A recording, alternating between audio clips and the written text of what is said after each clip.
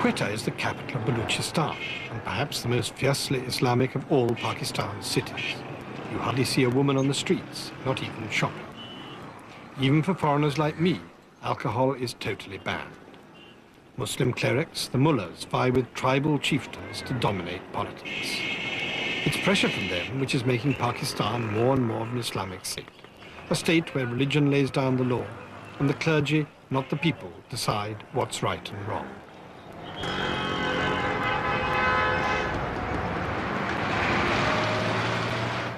A new road has been built from Karachi to Quetta, and the buses are now much quicker than the train. Road transport has just driven another of the Balochistan branch lines out of business, and it must even be a threat to the Bolan line itself.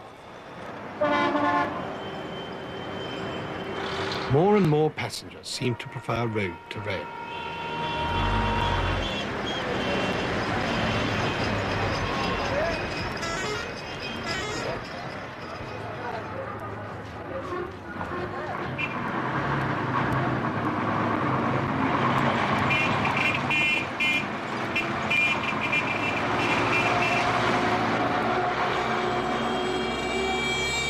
In Quetta, I wanted to go and see a striking example of the paternalism of Pakistan Railways. A TB sanatorium, run not just for their employees, but for their relatives as well.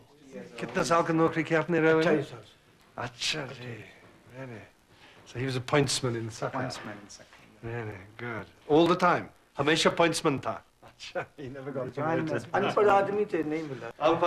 He wasn't able to read and write. Yes, say it naturally. Having just had a birthday, I'm reluctant to tell you what my age is too. While in Quetta, there was something else I wanted to see. What I gathered was a really extraordinary monument to 19th century engineering and ingenuity. I was accompanied by Fidel Mohammed, a senior tourist officer.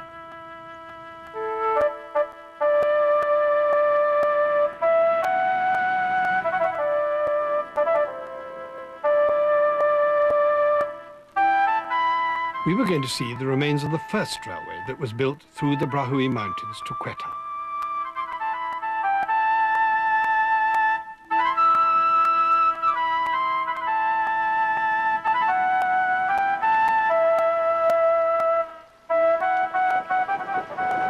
Balochistan is a vast province. It covers 40% of Pakistan, but has only 5% of its population.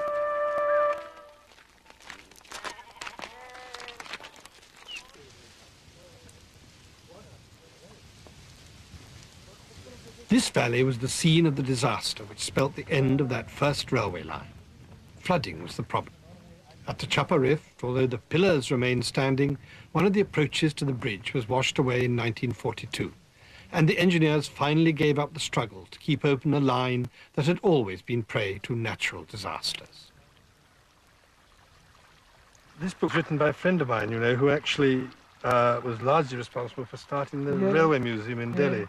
Yeah. And it's got this marvellous picture. The Chappa Rift. There you are. That's where we are, isn't it, down there? Yeah, we are here now. There's very beautiful pictures.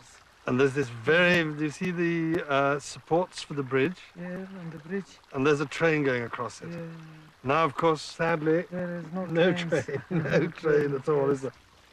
And it's a very beautiful picture. It's really better than the photograph in some ways, isn't it? You see the camp just like you can see nowadays. Yeah. See the nomads down there? Kuchis, yeah. Just like you can see nowadays, isn't it? Yes. Yeah. They knew how to build in those days, didn't they? As the shale was too unstable to support a track running along the mountainside, miles of tunnels also had to be bored. Men had to be lowered by rope to blast holes in the side of the mountain. There was pressure to complete the tunnels because of the threat of another war with Russia, and simply boring from both ends would have taken too long.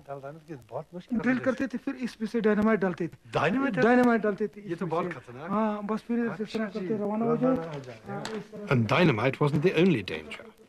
In 1 month, 2,000 of the 10,000 people working on the railway died in a cholera epidemic, and many of the others fled.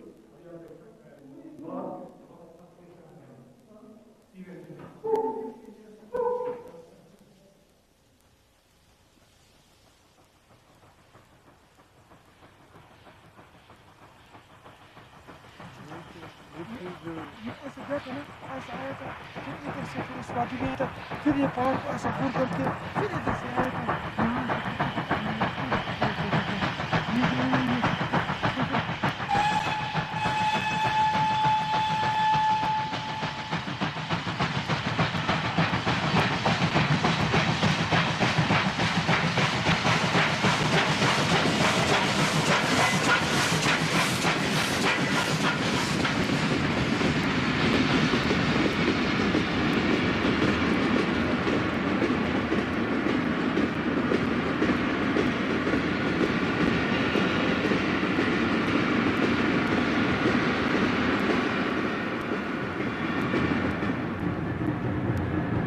I'm now back on the Khyber Mail, approaching Lahore, capital of the Punjab.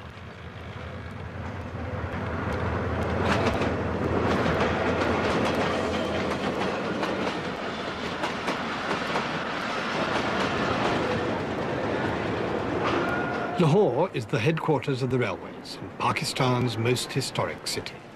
In my view, it should really have been the capital of Pakistan, but it was thought to be too near the Indian border.